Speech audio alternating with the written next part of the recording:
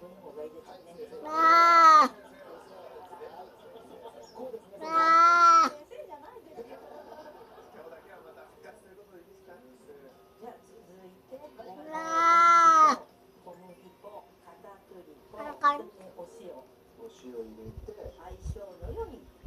顔顔。それでまずかき混ぜてください。はい。はい。そしたら今度ポンを入れてかき混ぜて。めちゃくちゃ入れるなまた。ほぼコーンだね。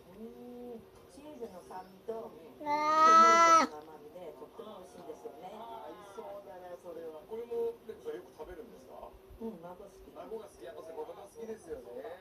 もうおやつみたいなね。フライパンを熱して、そしたらね7センチぐらいだけどこのぐらいかな大きさに。薄めですよね。ああいいなこれ。形を整えるととっても綺麗なのができます。そして蓋をして、中火で3分。中火3分。